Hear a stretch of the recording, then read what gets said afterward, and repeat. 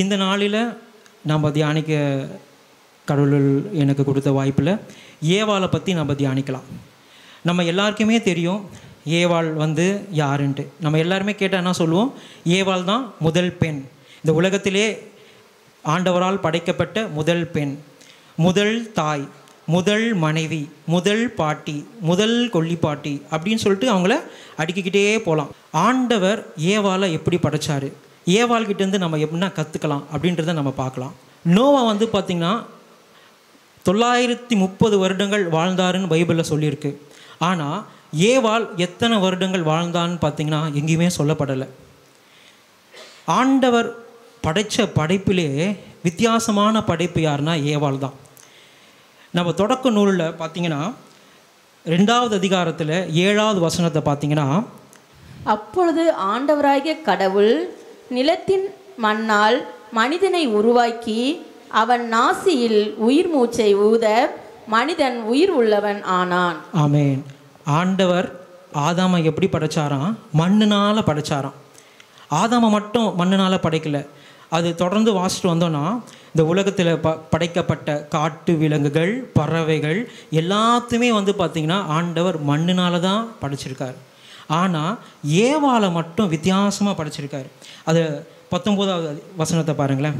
ஆண்டவராகிய கடவுள் மண்ணிலிருந்து எல்லா காட்டு விலங்குகளையும் வானத்து பறவைகளையும் உருவாக்கி அவற்றிற்கு மனிதன் என்ன பெயரிடுவான் என்று பார்க்க அவற்றை அவனிடம் கொண்டு வந்தார். உயிருள்ள ஒவ்வொன்றுக்கும் அவன் என்ன பெயரிட்டானோ அதுவே அதன் பெயராயிற்று. கால்நடைகள், வானத்து பறவைகள், காட்டு விலங்குகள் ஆகிய எல்லாவற்றிற்கும் மனிதன் பெயரிட்டான். தனக்கு தகுந்த துணையையோ மனிதன் காணவில்லை. ஆகவே ஆண்டவராகிய கடவுள் மனிதனுக்கு ஆழ்ந்த உறக்கம் வர செய்து அவன் உறங்கும் பொழுது அவன் விலா எலும்பு ஒன்றை எடுத்துக்கொண்டு எடுத்த இடத்தை சதையால் அடைத்தார். ஆண்டவராகிய கடவுள் தாம் மனிதனிடமிருந்து எடுத்த விலா எலும்பை ஒரு பெண்ணாக உருவாக்கி மனிதனிடம் அழைத்து வந்தார். அப்பொழுது மனிதன், இதோ இவளே என் எலும்பின் எலும்பும் சதையின் சதையும் ஆனவள், ஆணிடமிருந்து எடுக்கப்பட்டதால் இவள் பெண் என்று அழைக்கப்படுவாள் என்றான். ஆமேன். இங்கே பார்த்தீங்கன்னா எல்லாத்தையும் மண்ணினால் படைத்த ஆண்டவர் ஏவாளை மட்டும் வித்தியாசமாக படைச்சா. ஏன் ஏவாள் வித்தியாசமாக படைச்சினா, ஆண்டவர் ஒவ்வொரு நாளும் ஒன்று தான் படைச்சார். ஆண்டவர் படைத்த கடைசியான படைப்பு யாருன்னு பார்த்தீங்கன்னா ஏவாள் தான். இவங்க வந்து பார்த்திங்கன்னா ரொம்ப ஸ்பெஷல். ஆணுடைய விலா எலும்பிலிருந்து படைக்கப்பட்டிருக்காங்க, எடுத்து செய்யப்படும். மற்றவங்களாம் மண்ணிலேருந்து எடுத்தாங்க. ஆனால் அப்போவே ஆண்டவர் பெண்ணை வந்து ஒரு ஸ்பெஷலாக படைச்சிருக்கார், ஒரு ஸ்பெஷலாக கொடுத்துருக்கார். அதுதான் வந்து ஏவாள். ஏன் அவளுக்கு ஏவாள்னு பெயர் வந்ததுன்னு பார்த்தீங்கன்னா, ஏவாள் என்ற பெயர் வந்து எபிரேய மொழியிலேருந்து வந்ததுக்கு அது அர்த்தம் என்னன்னு பார்த்தீங்கன்னா உயிர் கொடுப்பதற்காக. தொடக்க நூல் 3:20 படிக்கலாமா? மனிதன் தன் மனைவிக்கு ஏவாள் என்று பெயரிட்டான், ஏனெனில் உயிருள்ளோர் எல்லோருக்கும் அவளே தாய். ஆமேன். உயிருள்ள எல்லோருக்கும் அவளே தாய். ஏவாள்னா எபிரேய மொழியிலேருந்து வந்தது. அது என்ன அர்த்தம்னா உயிர் கொடுப்பதற்காக. இதில் ஆண்டவர் ஆதாமுக்கு இவ்வளோ பொறுப்புகளை கொடுத்தார். படைத்த படைப்புகளை எடுத்துகிட்டு வந்து இந்தா நீ பேர் வை. யாருக்கு நம்ம சொல்லி கொடுப்போம்? பெரிய ஆட்களை கூட்டினு வந்து நீங்கள் பேர் வைங்க, நீங்கள் பேர் வைங்க கொடுப்போம். ஆனால் ஆதாமுக்கு அப்படிப்பட்ட பொறுப்பு கொடுத்தாரு. ஆனால் ஆதாமுக்கும் கடவுளுக்கும் ஏதாவது உறவு இருக்கா? அவங்க 2 பேரும் பேசிக்கிட்டாங்க, அதுமாரி ஏதாவது உறவு இருக்கா பார்த்தீங்கன்னா இல்லவே இல்லை. ஆனால் ஏவாள் பார்த்தீங்கன்னா ஆண்டவரோட உறவு இருந்திருக்கு. அது எப்படின்னா 4வது அதிகாரம் 1வது வசனத்தை பாருங்களேன். ஆதாம் தம் மனைவி ஏவாளுடன் கூடி வாழ்ந்தான். அவள் கருவுற்று காயினை பெற்றெடுத்தாள். அவள், ஆண்டவர் அருளால் ஆண் மகன் ஒருவனை நான் பெற்றுள்ளேன் என்றாள். ஆமேன். என்ன சொன்னா? ஆண்டவர் அருளால் நான் ஒரு ஆண் மகனை பெற்றெடுத்தேன்னு சொன்னான். இத்தனையோ பொறுப்புகளை ஆதாம் கொடுத்து ஒரு இடத்துல கூட ஆண்டவரை மகிமைப்படுத்தலை. ஆனால் இந்த உலகத்தில் மற்றவங்கெல்லாம் சொல்லி பெருமை பண்ணிக்கிறோம். முதல்ல நான் ரன்னிங் ரேஸில் ஃபஸ்ட்டு வந்தேன், பெண்ணில் நான் தான் பிடி உஷா தான் ஃபஸ்ட்டு அப்படி சொல்லுவோம். ஆனால் உண்மையிலே உலகத்தில் முதல்ல ஆண்டவரை மகிமைப்படுத்துது யாருன்னு பார்த்தீங்கன்னா ஏவாள் தான். முதல்ல ஆண்டவரை நன்றி சொன்னது யார் பார்த்தீங்கன்னா ஏவாள் தான். இந்த வசனம் என்ன சொல்லுது? ஆண்டவருடைய அருளால் நான் ஒரு மகனை பெற்றெடுத்தேன். யோசிச்சு பாருங்கள். யாருமே வந்து அவங்களுக்கு இல்லை உதவி செய்ய. ஆதாம் வந்து மகிமைப்படுத்தலை, ஏவாள் தான் முதல்ல மகிமைப்படுத்துகிறா.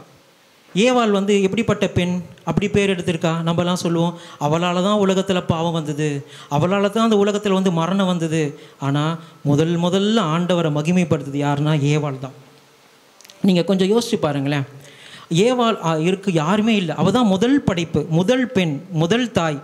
அப்படி இருக்கும்போது அவங்க கர்ப்பமாக இருக்கிறாங்க.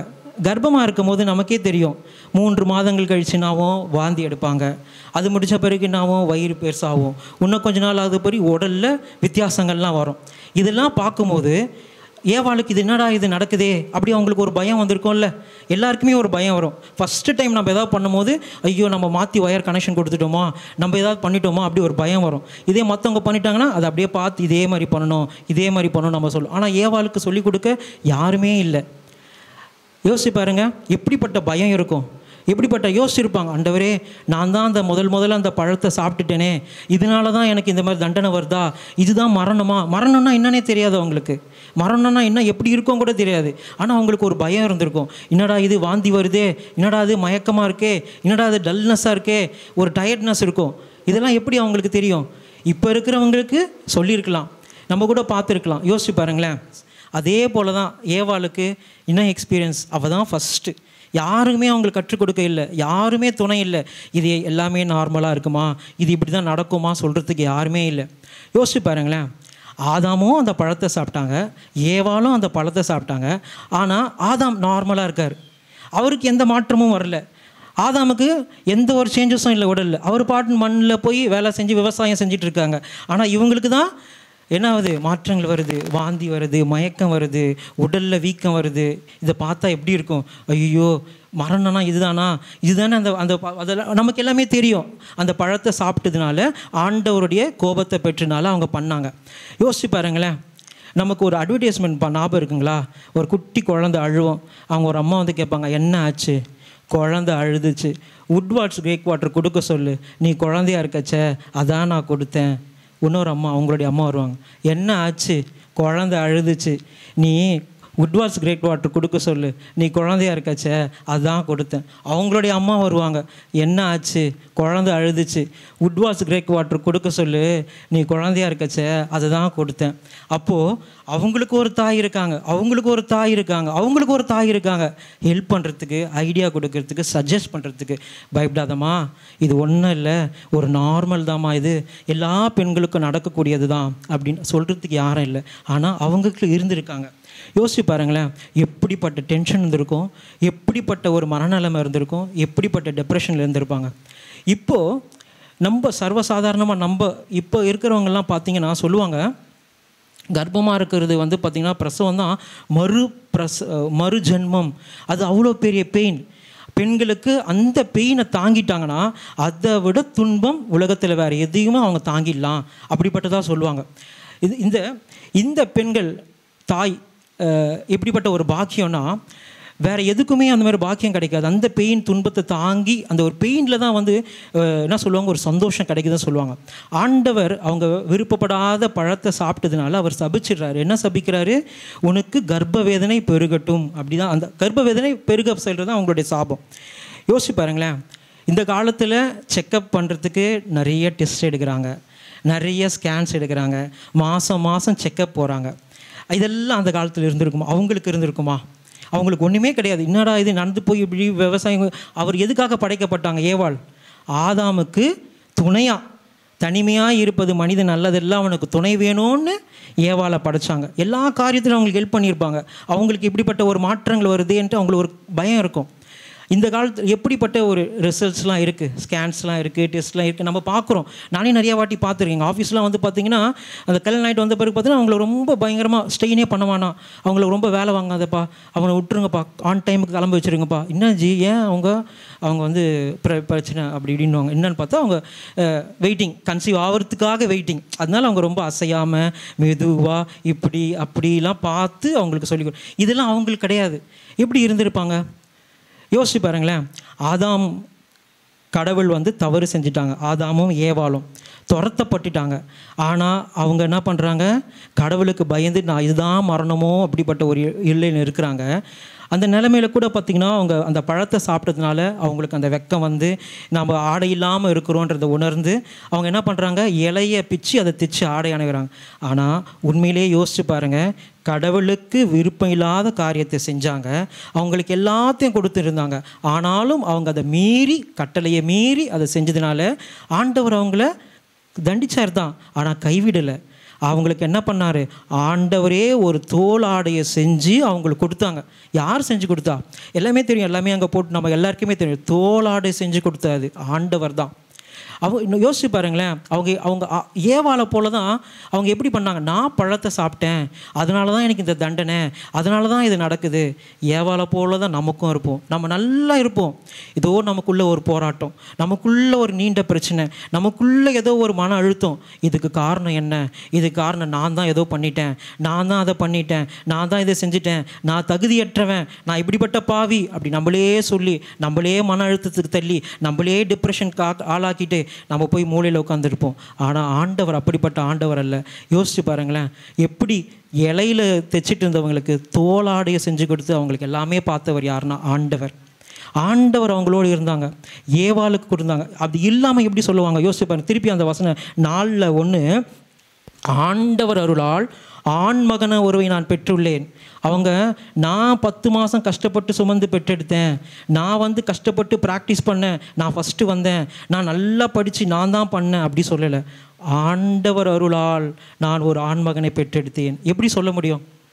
இப்போ நம்ம இருக்கிறவங்க எல்லாம் சொல்லலாம், நம்ம எல்லாம் ப்ரேயர் பண்ணுறோம், நம்ம ஒரு புதிய நாளை கொடுத்தா கூட ஆண்டவர் தான் எனக்கு இந்த புதிய நாளை கொடுத்தாரு, இந்த பிரச்சனை இந்த போராட்டத்தை நான் கடந்து வந்ததை நினச்சி பார்த்தா ஆண்டவர் தான் இதை கடந்து வர செஞ்சார் நம்ம சொல்லுவோம். ஆனால் ஆண்டவரை பற்றிலாம் என் பலத்தில் தான் நான் பண்ணேன், நான் தான் இது எல்லாத்தையும் பண்ணேன், நான் தான் இதை எப்படி இருந்த இந்த பில்டிங்கை கன்ஸ்ட்ரக்ஷன் எல்லாம் அப்படி அழகுபடுத்தினேன், நான் தான் சொல்லும். ஆனால் ஏவாள் என்ன சொல்கிறா பாருங்கள், ஆண்டவர் அருளால் ஆண்மகனை நான் பெற்றெடுத்தேன்.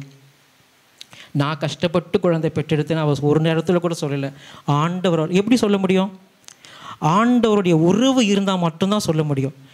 யாருமே வந்து கடவுளுடைய உறவு இல்லாமல் கடவுளுடைய அருளால் நான் பெற்றெடுத்தேன்னு யாருமே சொல்ல மாட்டாங்க. கடவுளுடைய அருளால் தான் நான் இதை வந்து பண்ண முடிஞ்சது. நான் இப்போ சொல்லுவாங்க எல்லோரும், நான் இவ்வளோ தூரம் நான் போயிட்டு வரேன், எப்படி என்னால் இந்த முடிஞ்சுட்டு வந்து வீட்டில் வேலை செஞ்சுட்டு திருப்பி இங்கே பண்ணிவிட்டு ஓடி வர சொல்லுவாங்க. காலைல 5 மணிக்கு ஏஞ்சிட்டு நான் வேலை செஞ்சு முடிச்சுட்டு பசங்களாம் முடிச்சுட்டு நான் வருவேன் எப்படிலாம் சொன்னாங்க, ஆஃபீஸ்க்கு வரணும் அப்படி சொன்னால் அவங்களுக்காக ரெக்வஸ்ட்டுக்காக சரி ஓகே இன்றைக்கி இல்லையா நாளைக்கு பார்த்துக்கலாம் இப்படி சொல்லுவோம். அப்போது அவங்க ஒருத்தவங்க எப்படியெல்லாம் கஷ்டப்பட்டு வந்துட்டு இருக்காங்க, ஸ்ட்ரெயின் பண்ணிட்டு வந்துட்டுருக்காங்க. நான் பண்ணேன், நான் தான் ஏஞ்சி செய்யணும், என் கணவர் கிடையாது, நான் தான் இது பண்ணணும், நான் தான் பண்ணணும். ஆனால் இவங்க சொல்கிறாங்க, ஆண்டவர் அருளால் நான் ஒரு ஆண்மகனை பெற்றெடுத்தேன். இதே போல தான் நம்மளும் வந்து என்ன பண்ணுவோம், மீறி இருக்கலாம் துன்பத்தை நிலைமையில். இதிலேருந்து நம்ம என்ன கற்றுக்கலாம், ஏவாள்கிட்டேருந்து என்ன கற்றுக்கலாம் யோசிச்சு பாருங்களேன். தொடக்க நூல் 3வது அதிகாரத்தில் 13வது வசனத்தை பாருங்களேன். ஆண்டவராகிய கடவுள் நீ ஏன் இவ்வாறு செய்தாய் என்று பெண்ணை கேட்க, அதற்கு பெண், பாம்பு என்னை ஏமாற்றியது, நானும் உண்டேன் என்றாள். ஆமே, நீங்கள் பாருங்கள், பாம்பு என்னை ஏமாற்றியது, பாம்பு என்னை ஏமாற்றியது. இதே வந்து இன்னும் வந்து பார்த்தீங்கன்னா 1 தீமோத்தேயு 2:14 பாருங்களேன். மேலும் ஆதாம் ஏமாற்றப்படவில்லை, பெண் தான் ஏமாந்து கட்டளையை மீறினார். ஆமேன், ஏமாந்து. உண்மையிலே யோசிச்சு பாருங்களேன், ஆதாமுக்கும் ஏவாளுக்கும் ஒன்றுமே தெரியாது, இன்னசென்ட் பீப்புள். அவங்கள வஞ்சித்து அவங்கள ஏமாற்றி நீ இதை சாப்பிட்டினா நீ வந்து கடவுளை போல் நன்மை தீமை தெரியும்னு அப்படியே ஆசை வார்த்தை கொண்டு, நம்மளும் இதே மாதிரி தான், நம்மளும் இந்த பொல்லாத காலத்தில் இருக்கிறோம். இது என்ன காலம்னா நம்மளை ஏமாற்ற உலகம். இந்த நம்மளுக்கு ஆசை வார்த்தையை சொல்லுவாங்க, நமக்கு ஆசையை காட்டி இப்படி வா வாழ்க்கையில் முன்னேறிடலாம், இந்த பிஸ்னஸை பண்ணு இப்படி பண்ணலாம், நல்லா போயிட்டுருக்கோம், நல்ல அழகான இருக்கும். இதை விட உனக்கு ஆசை வார்த்தையை காட்டி அவங்க பேர் பிஸ்னஸில் இன்வெஸ்ட் பண்ணாங்க எங்கேயோ போயிட்டாங்க அப்படின்னு நம்மளை ஆசை வார்த்தை கூட்டுவாங்க. ஏன்னா இது அப்படிப்பட்ட காலம், எல்லாத்தையும் வஞ்சித்து மயக்கிற காலம், யாரை ஏமாற்றி யாரை விழுங்கலான்னு காத்திருக்கிற காலம், ஒருத்தவனை மிதித்து தான் ஒருத்தனை உயரணும்னு நினைக்கிற காலம். அந்த காலத்தெல்லாம் இறக்கப்படுவாங்க. ஐயோ அப்படிப்பட்ட உணவு எனக்கு வேண்டாம், அவனை கஷ்டப்படுத்தி சாப்பிட்ற உணவு எனக்கு வேண்டாம் நினைக்கிற காலம் வேற போச்சு. இப்போ எப்படி இருந்தானா அவன் கிட்டேருந்து பிடுங்கி சாப்பிட்ற அளவுக்கு இந்த காலம் மாறி போச்சு, பொல்லாத காலம். இதுதான் நம்ம கற்றுக்கணும். கற்றுக்கணும். எப்படி ஏவாள் ஏமாற்றப்பட்டுட்டா, வஞ்சித்து ஏமாற்றப்பட்டுட்டா. அதே போல தான் நம்மளும் ஏமாற்றப்படலாம். நம்மளும் ஏதோ ஒரு மாயையில், ஏதோ ஒரு சோதனையில் விழுந்து போகலாம். கடவுளுக்கு பிடிக்காத காரியத்தை செய்திடலாம். அதனால் நம்ம ஒடுங்கி போய் ஓரமாக உட்கார வேண்டாம். எப்படி ஆண்டவர் ஏவாளுக்கு ஒரு தோலாடையை செய்து கொடுத்தது, 10 மாதம் கூட இருந்து குழந்தையை பெற்றெடுக்க அந்த தொப்புள் கொடி அடுத்து எல்லாவற்றிலையும் கூட இருந்து அவள் எப்படி ஏவாள் சொன்னான், ஆண்டவருடைய அருளால் நான் ஒரு மகனை பெற்றெடுத்தேன்னு சொன்னது போல நம்மளும் சொல்லலாம், ஆண்டவர் அருளால் இந்த போராட்டத்திலிருந்து நான் விடுதலை அடைஞ்சேன், ஆண்டவருடைய அருளால் இந்த மன அழுத்தத்திலிருந்து நான் விடுதலை அடைஞ்சேன், ஆண்டவருடைய அருளால் எனக்கு இந்த கஷ்டங்கள் என்னை விட்டு நீங்குது நம்மளும் சொல்ல முடியும். ஏன்னா ஆண்டவர் மனுஷனுக்கு சொல்லியிருக்கிறாரு, 7 முறை அல்ல 70 முறை 7 முறை மன்னிக்கணும்னு மனுஷன் கிட்ட சொல்லும் போது ஆண்டவர் எத்தனை ஆயிரம் முறை நம்மளை மன்னிப்பார். அவர் யார்? இரக்கத்தின் தந்தை, அன்பு தேவன். அவர் தான் அன்பு. அன்புக்கு அர்த்தம் இயேசு கிறிஸ்து. அன்பு தான் ஆண்டவர். எப்படி ஏவாளுக்கு கூட இருந்து எல்லாவற்றையும் சொல்லி கொடுத்து பாதுகாத்து கற்றுக் கொடுத்தாரோ அதே போல தான் நமக்கும் கற்றுக் கொடுப்பார். இந்த நம்பிக்கையோடு இந்த ஏவாள் வாழ்க்கையில் நம்ம கற்றுக் கொடுத்ததை நம்ம வாழ்க்கையிலும் கற்றுக்கொள்வோம். ஆமேன். ஆண்டவராகிய இயேசுவே, இந்த நாளில் கூட ஆண்டப்பா, ஏவாளோடு நீ இருந்து எப்படி ஆண்டவருடைய அருளால் நான் ஒரு மகனை பெற்றெடுத்தேன் என்று சொன்னது போல அவங்களோடு நீங்கள் இருந்தீங்கப்பா, அவங்களுக்கு கற்றுக் கொடுத்தீங்கப்பா, துணையாக இருந்தீங்கப்பா. அதே போல் ஆண்டவரை எங்களுக்கும் துணையாக இருங்கப்பா. நாங்களும் ஆண்டப்பா சோர்ந்து போய் விழுந்து போன பாத்திரமாக இருக்கிறோம்ப்பா, மனமுடைந்து போனவங்களாக இருக்கிறோம்ப்பா, நம்பிக்கை இழந்தவர்களாக இருக்கிறோம்ப்பா. ஆனால் ஆண்டவர் என்னோடு இருக்கிறார், ஆண்டவர் என்னுள் இருக்கிறார் என்ற விசுவாசம் இன்னும் ஆழமாக எங்களுக்குள்ள பதிய, இன்னுமா எங்களுக்குள் ஆழமாய் விதையாய் இருக்க நாங்கள் எழுந்து பிரகாசிக்க எங்களுக்கு கிருபை தரும்படியாக மன்றாடுகிறோம். இயேசுவின் நாமத்தில் ஜெபிக்கிறோம் ஜீவனுள்ள பிதாவே, ஆமேன்.